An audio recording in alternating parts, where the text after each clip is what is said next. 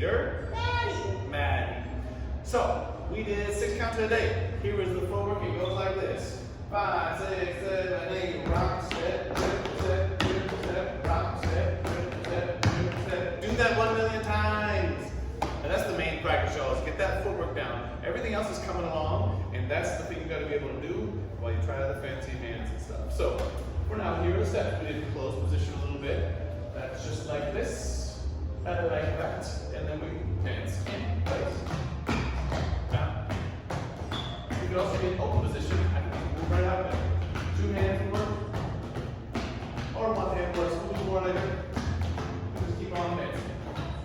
Here's the moves we learned. Just moving across the floor.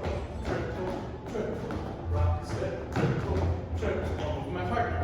Triple, triple, rock, step, triple, triple. Dance in place.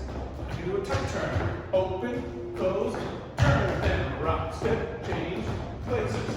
Always keep my footwork going.